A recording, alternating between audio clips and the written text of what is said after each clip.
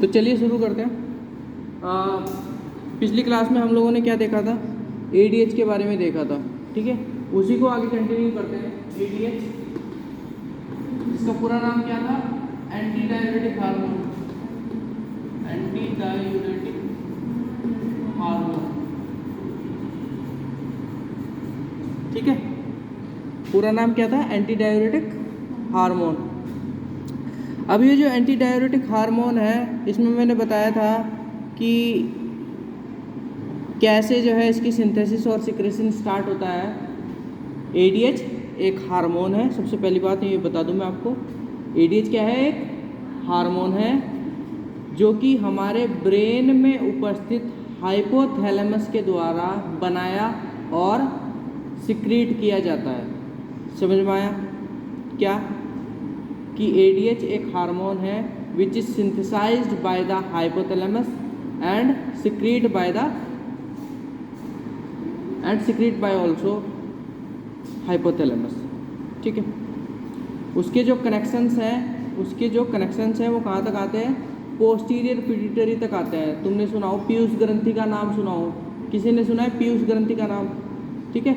तो जो posterior pituitary है वहाँ से वो सिक्रीट किया जाता है एडीएच, ठीक है। इतना समझ लो पहले तो। एडीएच का काम क्या है कि वो एंटी डायूरेसिस हार्मोन है। कैसा हार्मोन है? एंटी डायूरेसिस हार्मोन है। तो मैंने क्या बताया था इस बारे में आपको कि ये जो हार्मोन है ये क्या करेगा? ये जो हार्मोन है ये क्या करेगा? ये नेफ्रॉन के ऊपर जाकर के काम करेगा और वाटर का रीअब्जॉर्प्शन बढ़ाएगा। क्या करेगा? नेफ्रॉन के ऊपर जाकर के काम करेगा और वाटर रीअब्जॉर्प्शन को बढ़ाएगा।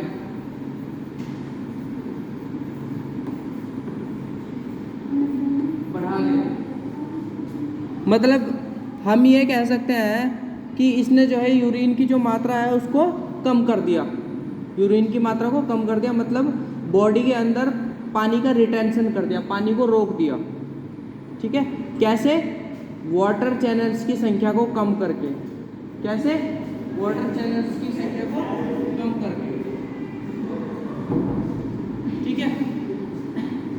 वाटर चैनल्स की संख्या को कम करके, समझ में आया? आ जाओ। वाटर चैनल्स की संख्या को कम करके, ठीक है। तो इस वजह से जब वाटर का रीअब्जॉर्प्शन होगा तो उस वजह से ब्लड वॉल्यूम बढ़ जाएगा और जीएफआर मेंटेन हो जाएगा। इतना समझ में आ गया? अच्छा, तो मैंने इसका ये बताया था कि एडीएच का दूसरा नाम वैसोप्रेसिन भी है। क्या है दूसरा नाम? वैसोप्रेसिन, ठीक है। तो ये जो वैसोप्रेसिन है ये क्या करता है? जो पेरिफेरल ब्लड वेजल्स होती हैं उनका वैसोकॉन्स्ट्रिक्शन करता है, ठीक है। जो दूसरा है वैसोप्रेसिन, मतलब इसका दूसरा नाम क्या है? वैसोप्रेसिन ये क्या करता है? वैसोकॉन्स्ट्रिक्शन करता है। Vasoconstriction of peripheral blood vessels.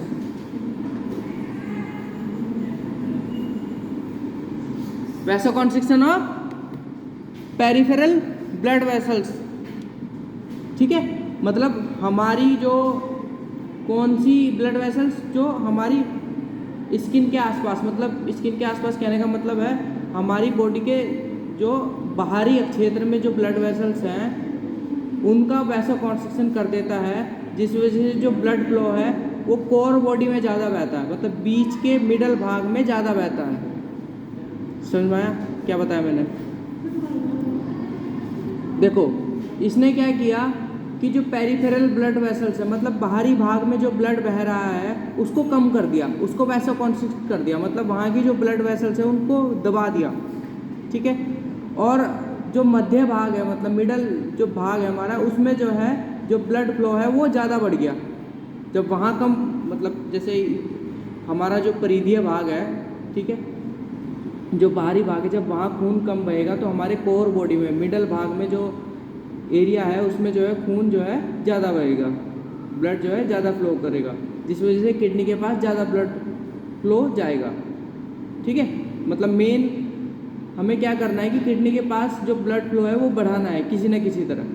तो क्या कर दो, जो बाहरी जो क्षेत्र है वहाँ पर जो है ब्लड फ्लो कम कर दो, तो अंदर की तरफ जो ब्लड फ्लो है वो बढ़ जाएगा। समझ में आया? तो ये है, तो ये क्या करता है, कोर बॉडी का ब्लड फ्लो बढ़ाता है, जिस वजह से किडनी के पास जो ब्लड प्रेशर है GFR है वो बढ़ जाता है और GFR मेंटेन हो जाता है। ठीक है इसके बाद ये जो ADH है इसका काम खत्म हो गया। ठीक है, और इसको किसने स्टिमुलेट करा था? ADH को किसने एक्टिवेट करा था? किसने स्टिमुलेट करा है? किसने स्टिमुलेट करा था? हाइपोथैलेमस को किसने स्टिमुलेट करा था? एंजियोटेंसिन सेकंड, उसी की तो स्टोरी पढ़ रहे थे हम। एंजियोटेंसिन सेकंड की उसकी 4-5 कार्य है। सबसे पहले उसने क्या करा था? इफरेंट आर्ट्रियोल का वैसोकॉन्स्ट्रिक्शन करा था, फिर उसने थ्रस्ट सेंटर को जगाया था, प्यास वाली अनुभूति कराई थी, फिर उसने ऑस्मो रिसेप्टर जगाए थे। ठीक है, ऑस्मो रिसेप्टर ने फिर ADH को कहा था भैया उठ जा और क्या नाम है अपना काम कर। और फिर फाइनली आता है कि जो एंजियोटेंसिन सेकंड होता है वो एड्रिनल कॉर्टेक्स को एक्टिवेट करता है। किसको एक्टिवेट करता है? एंजियोटेंसिन सेकंड किसको एक्टिवेट करता है? ये एड्रिनल कॉर्टेक्स को। किसको? एड्रिनल कॉर्टेक्स को। ठीक है, ये जो एड्रिनल कॉर्टेक्स है मैं आपको बता दूं, ये एड्रिनल ग्लैंड का एक हिस्सा है। किसका हिस्सा है? ये जो एड्रिनल कॉर्टेक्स है किसका हिस्सा है? ये एड्रिनल ग्लैंड। हमारी बॉडी के अंदर बहुत सारी ग्लैंड्स जो है पाई जाती हैं, उनमें से एक मुख्य ग्रंथि जो है एड्रिनल ग्लैंड है, जो हमारी किडनी के ऊपर पाई जाती है। समझ में आया? एड्रिनल ग्लैंड एक मुख्य ग्लैंड है हमारी बॉडी की, जो कि हमारी दोनों किडनी के ऊपर पाई जाती है। उसका एक मुख्य भाग है एड्रिनल कॉर्टेक्स।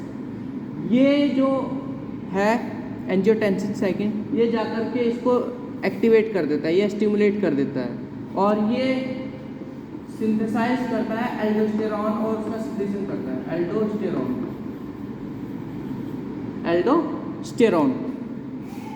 ठीक है, ये क्या सिंथेसाइज करता है, रिलीज करता है? एल्डोस्टेरॉन। कौन? Adrenal cortex. समझ में आया? दोबारा रिकैप करें, हो गया? समझ में आ गया? देखो, हम पिछली क्लास में जो है एंजियोटेंसिन सेकंड की स्टोरी पढ़ रहे थे, जिसमें हमने देखा कि उसके 4-5 कार्य हैं, जैसे इफरेंट आर्ट्रियोल का वैसोकॉन्स्ट्रिक्शन करना, थ्रस्ट सेंटर को स्टिमुलेट करना, प्यास लगे ताकि हम पानी पिए, है ना, क्योंकि हमारी बॉडी का जो ब्लड फ्लो है वो कम पड़ रहा है, ब्लड वॉल्यूम कम हो रहा है, तो हमें पानी पिएंगे तो क्या होगा? ब्लड वॉल्यूम बढ़ जाएगा। ठीक है, फिर उसने ऑस्मो रिसेप्टर को जगाया, ADH का सिंथेसिस करवाया, ADH ने अपना वो काम करा, क्या था? वाटर का रीएब्जॉर्प्शन बढ़ाया। दूसरा वैसोकॉन्स्ट्रिक्शन करा पेरिफेरल ब्लड वेसल्स का। ठीक है, इसके बाद उसने एड्रिनल कॉर्टेक्स को एक्टिवेट किया। किसको एक्टिवेट किया? एड्रिनल कॉर्टेक्स को। इस एड्रिनल कॉर्टेक्स जब ये एक्टिवेट हो गया, सक्रिय अवस्था में आ गया, तो इसने एल्डोस्टेरॉन को बनाया। ठीक है, एल्डोस्टेरॉन को बनाया और उसको सिक्रेट किया। अब ये एल्डोस्टेरॉन क्या करेगा जाकर के? एल्डोस्टेरॉन का क्या काम होगा?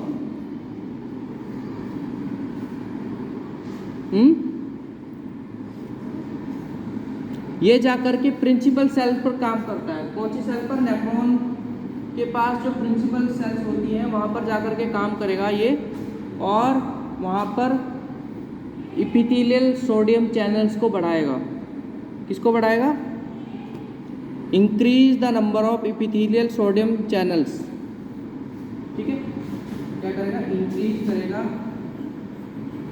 Epithelial sodium channels on principal sales.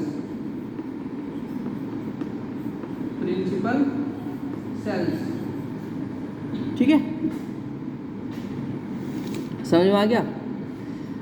जब ये चैनल की जो क्वांटिटी है ये बढ़ जाएगी, ठीक है, तो ये सोडियम को अंदर रोकना, बॉडी के अंदर रोकना शुरू कर देगी, यानी सोडियम का रीएब्जॉर्प्शन बढ़ जाएगा, ठीक है, और पोटेशियम का सिक्रीशन बढ़ जाएगा। जैसे ही सोडियम का रीएब्जॉर्प्शन बढ़ेगा तो उसके पीछे पीछे पानी भी रुक जाएगा, ठीक है। देखो जैसे आप नमक की कोई चीज़ खाते हो तो क्या होता है, आपको पानी की प्यास बहुत ज़्यादा लगती है, समझ में आ रहा है? मेरा कहने का मतलब ये है, नमक से इसका डायरेक्ट रिलेशन है पानी का, कि जहाँ जहाँ नमक होगा वहाँ पानी पीछे पीछे इसके होता चला जाएगा।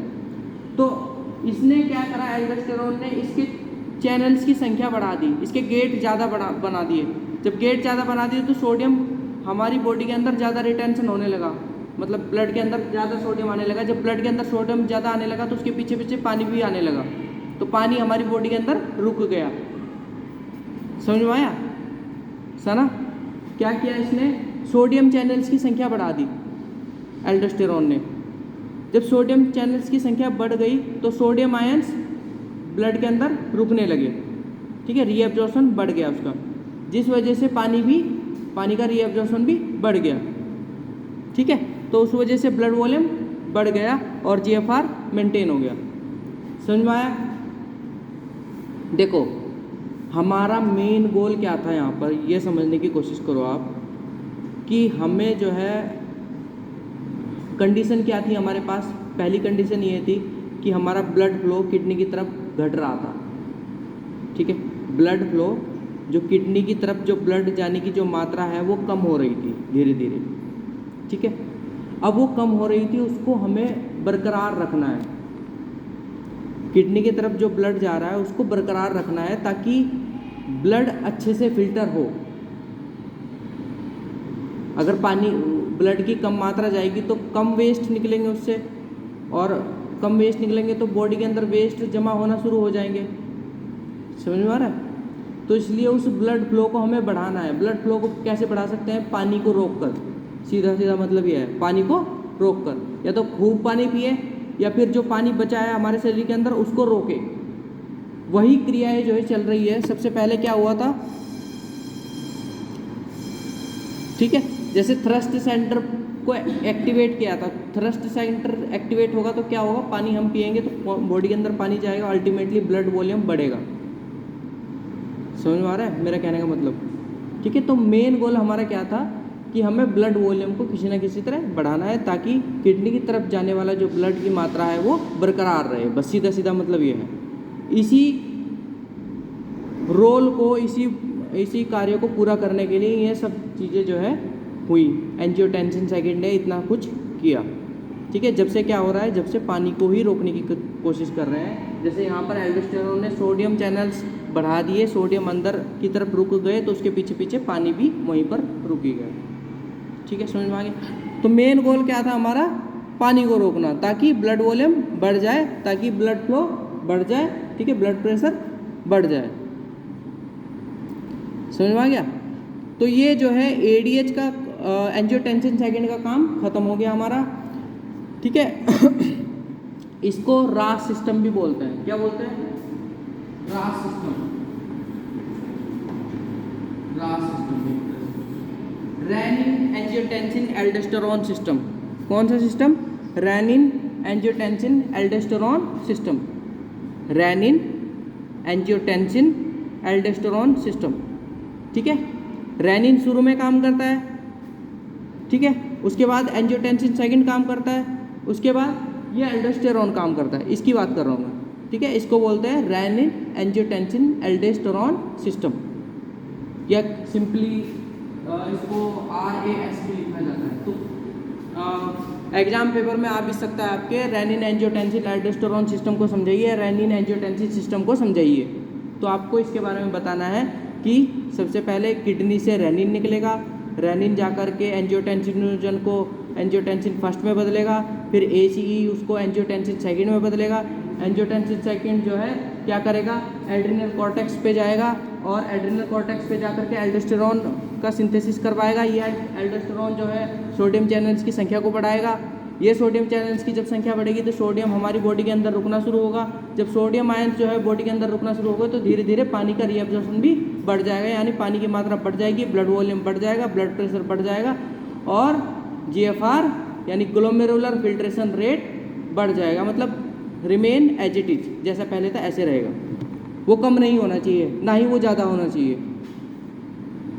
ठीक है, कितना था GFR 125 ml पर मिनट। एक मिनट में 125 ml ब्लड जो है हमारी किडनी फिल्टर कर देती है नेफ्रॉन्स के द्वारा।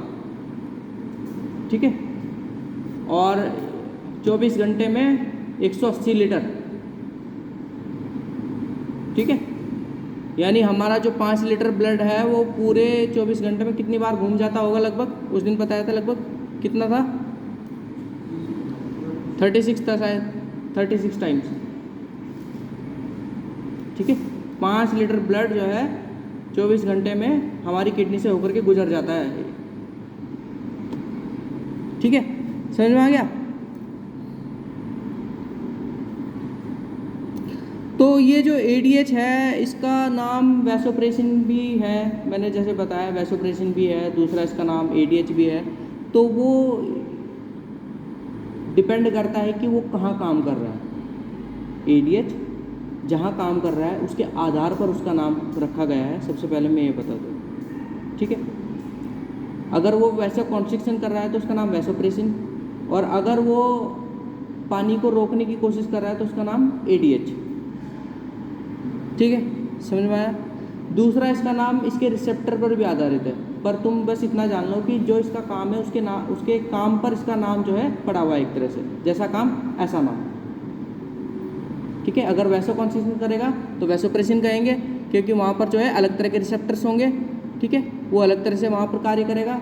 और अगर जो है पानी का रीएब्जॉर्प्शन बढ़ा रहा है तो उसका नाम ADH यानी एंटी डाइयूरेसिस, पानी को रोकने की जो है इसमें काबिलियत है एक तरह से, तो इसका नाम ADH यानी एंटी डायूरेसिस। ठीक है, यूरिन की मात्रा को कम करना एंटी डायूरेसिस एक तरह से। ठीक है, तो मैंने एक बीमारी भी बताई थी डायबिटीज इंसिपिडस, जिसमें ADH बनना बंद हो जाता है, वाटर का रीएब्जॉर्प्शन कम होने लगता है और यूरिन की मात्रा बढ़ जाती है, और वो बंदा जो है बार बार उसको यूरिन आएगा। सिंपल बात यह है। ठीक है, तो ये था। अब सेकंड कंडीशन पढ़ते हैं कि अगर ब्लड प्रेशर बढ़ जाए। अभी तक हम क्या पढ़ रहे थे कि ब्लड प्रेशर घटता है तो क्या होता है, समझ में आ गया? अभी तक हमने जितना भी ये व्याख्यान पढ़ा पिछली क्लास से लेकर अब तक, ये हमने पढ़ा कि ब्लड प्रेशर अगर घटता है तो क्या होता है, बॉडी किडनी उसको कैसे उसके प्रति जो है रिएक्ट करती है और कैसे अपने आप को, अपने GFR को मेंटेन करवाती है बॉडी से। थ्रस्ट सेंटर को बढ़ाएगी, थ्रस्ट सेंटर को एक्टिवेट करेगी, पानी को रोकने की कोशिश करेगी, सोडियम चैनल्स को बढ़ाएगी, सोडियम को रोकेगी, पानी रुकेगा। ठीक है, अल्टीमेटली उसने रोक दिया जैसे भी करा। लेकिन अगर ब्लड प्रेशर बढ़ता है तो क्या होता है, ब्लड प्रेशर बढ़ेगा यानी ब्लड वॉल्यूम बढ़ेगा, यानी ब्लड का आयतन जो है बढ़ गया। ठीक है, तो तब क्या करेगी, तो इस वजह से जो हमारा वीनस रिटर्न है, हार्ट की तरफ जाने वाला जो ब्लड है उसकी मात्रा भी बढ़ जाती है। जब ब्लड वॉल्यूम बढ़ता है तो हार्ट की तरफ जो जाने वाला ब्लड है, वीनस रिटर्न जिसको बोलते हैं, वो भी बढ़ जाता है। और उस वजह से जो हमारी हार्ट की जो एट्रियल वॉल होती हैं वो स्ट्रेच होती हैं। हमारी हार्ट की जो एट्रियल वॉल है वो स्ट्रेच होती है, और जब वो स्ट्रेच होती है तो वो जो है कुछ फैक्टर्स को बनाती है, कुछ पेप्टाइड्स को बनाती है, जिनका नाम है ANP और BNP। ठीक है, एट्रियल नाइट्रियूरेटिक पेप्टाइड और brain natriuretic peptide. Blood volume, blood pressure बढ़ा, ब्लड वॉल्यूम बढ़ा, हार्ट की तरफ जाने वाला जो ब्लड है उसकी मात्रा भी बढ़ गई, यानी वीनस रिटर्न बढ़ गया, जिस वजह से एट्रियल पर ज़्यादा दबाव पड़ा। हार्ट की जो दीवार है एट्रियम जो होता है उस पर ज़्यादा बोझ पड़ा, तो उसके जो रिसेप्टर मतलब वो स्ट्रेचिंग जो है उसकी ज़्यादा हो गई। जब उसकी स्ट्रेचिंग ज़्यादा हो गई तो समझ में आ गया कि यहाँ पर जो है ब्लड की मात्रा बढ़ गई है। जब ब्लड की मात्रा बढ़ गई तो उसने क्या करा, ANP और BNP को बनाना शुरू कर दिया। किसको? ANP और BNP, एट्रियल नाइट्रियूरेटिक पेप्टाइड, और BNP मतलब ब्रेन नाइट्रियूरेटिक पेप्टाइड। ठीक है, और ये जाकर के किस पर काम करते हैं, प्रिंसिपल सेल्स पर काम करते हैं। ठीक है, इसको देखते हैं एक बार। ये हो गया, ये हो गया ना। तो